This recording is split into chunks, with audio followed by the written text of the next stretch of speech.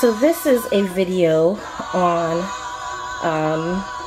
the YouTube Pagan Challenge about crystals and do we use crystals? How do we use crystals?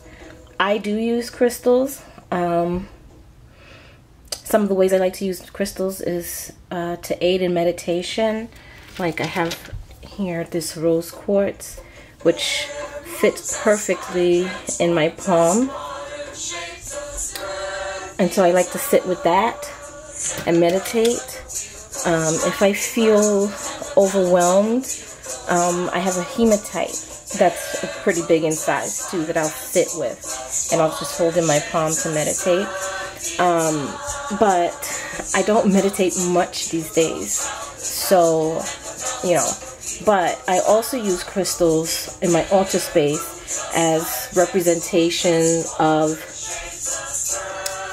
well, in honor of deities. So here on this side, on my side where I have Isis, I have malachite, and I have emerald. This is a rough emerald. I do have a tumbled emerald, but I keep that in a bag because I don't readily recognize the tumbled wow. Take my time. I do not readily recognize the tumbled emerald, so I don't want it to get mixed up in other things, not be labeled, and I don't know what it is. So, but also I use stones as offerings to my deities, and in this box, which you've seen many times before, I keep some stones that I will offer to Isis. So in here right now, I don't have much. Sometimes I keep amethyst in here too, but these are stones that are sacred to Isis. So I have carnelian and turquoise in here. And what I would do is, if I decide that I'm going to use the stone as an offering to her, sometimes I use incense. I'll place it in here. And this is a candle holder that I use actually as a statue of Isis. So I'll place the stone offering in here for her. On this other side, I have a lapis lazuli, which is an Egyptian sacred stone. It's not just sacred to one deity in Egypt. The ancient Egyptians used lapis lazuli a lot. They used it.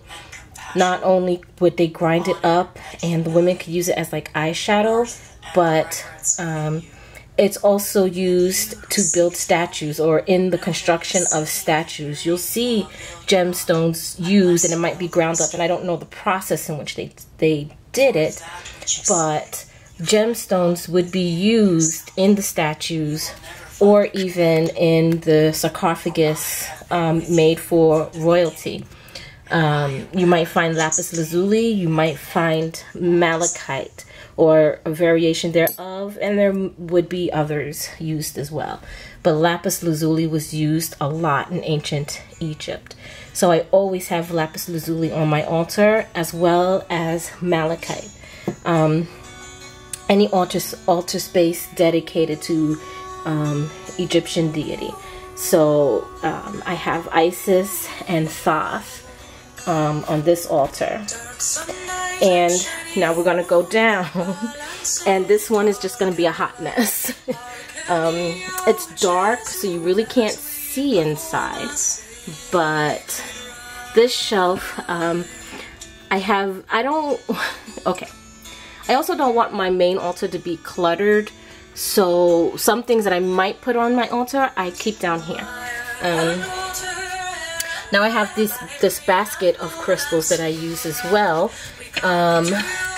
Some of them I'm actually going to make a crystal grid, which is going to mainly consist of rose quartz, which this will be the center of my grid, and amethyst, and quartz might be a part of that grid as well. But I have here this quartz and pink tourmaline, And, you know, tourmaline is, like black tourmaline is used to rid of negative energies and things like that for grounding.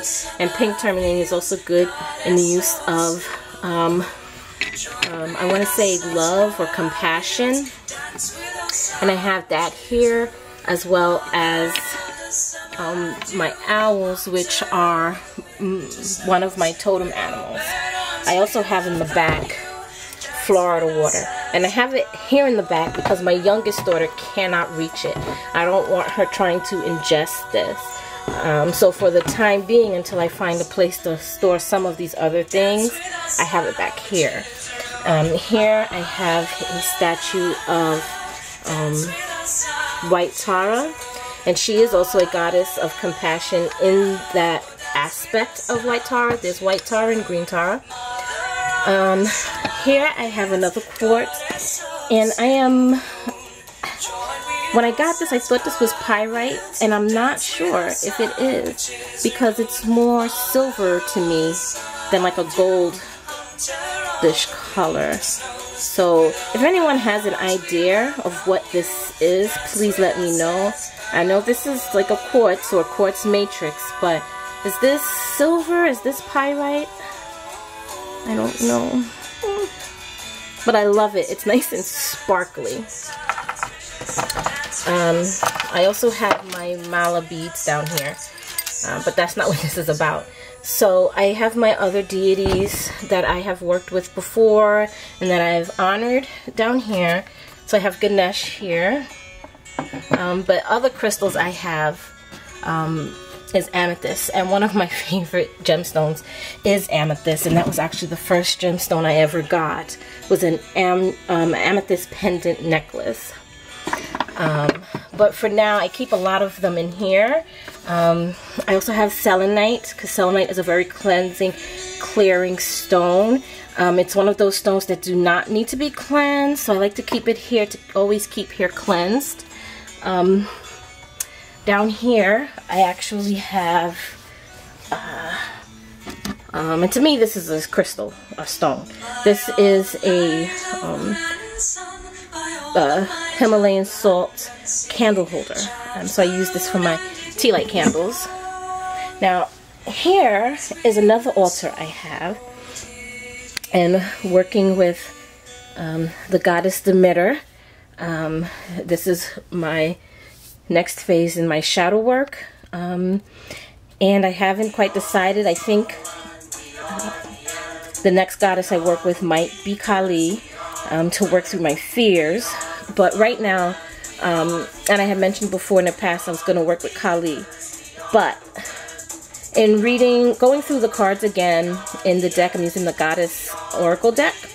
And going through those cards again, I realized that what I need to work on first and foremost are recognizing my emotions, recognizing my feelings, giving validity to my feelings. I think that is more important than just working on an aspect of a feeling I might be having. So this is kind of like a grid, so to speak, not really. And let me try to pan in closer. These are also another way I use crystals, is a representation. So here I'm representing aspects of Demeter. I am using green stones. I'm using malachite, and I have two aventurines here as a representation of her as an earth goddess. I'm using yellow and orange stones as representation of a grain goddess, the harvest goddess. So I have orange calcite here. I have a sunstone. I have citrine, 2 pieces of citrine and another calcite. This is garnet. I placed the garnet here as a representation of pomegranate seeds. Pomegranate seeds is what Persephone ate. She ate 6 seeds, which meant she had to stay in the underworld for 6 months out of the year. So I put this here as almost like a trigger as well. I want to work on, like I said, identifying my emotions and triggers, And this is what I would consider to be a trigger for the goddess Demeter, pomegranates. And here in the center, I've placed a rose quartz heart to bring about everything in love. So that's also a way I like to use stones. Another way, I have used stones in the past, I have not done so recently, is as representation to the elements. So like these green stones would be of representative, for me, the earth. I always attribute green with earth. I know some attribute brown, but I attribute green. I would use orange calcite. Well, actually, no. I would use carnelian as representation, well, or orange or yellows as representation of, for me, air. The garnet could be used as a representation of the fire element. And a blue stone would be good for water. Sorry. Like aquamarine, or even celestite or calcite, even though celestite is more of a moon crystal for me, but the color-wise. Plus, each crystal has an elemental correspondence anyway.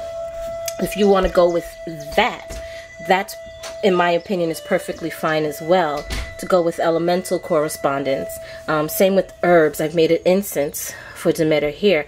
Almost every herb pretty much has an elemental correspondence as well. So that would be great to show as representation of the 4 elements on your altar, or using crystals. So I also use crystals in my with my plants. Those who've known me over the years have known I've had a very difficult time growing and keeping plants alive. Currently, I have several plants, several herb plants, and a tomato plant that I've grown to the tomato plant from seed. And it's growing nicely. But by my herbs, which is on my windowsill, I have a stone there. I have a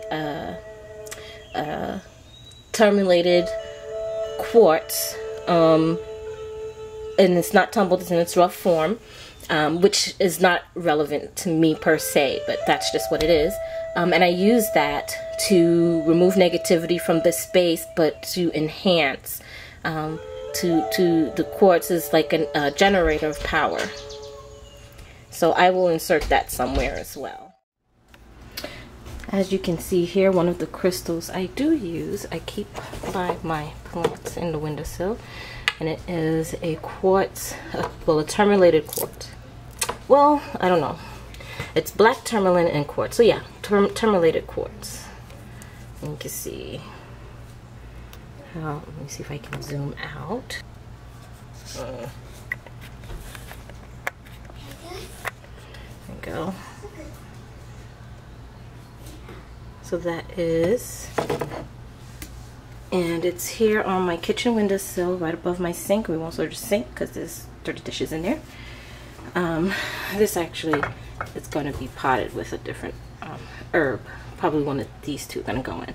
So this is rosemary that I just got, and this is mint that I just harvested. So I actually have some drying off over here, and this is my daughter's plant for her school that she brings home over the summer to help grow, which it has grown massively. So here I have a sage plant, which I usually keep in the windowsill, but sometimes we have it open and it knocks the plants over. I just didn't move this back yet. And then here are some sage that I harvested to dry, and the mint that I harvested to dry. So that's basically it. Thank you for watching, and blessed be.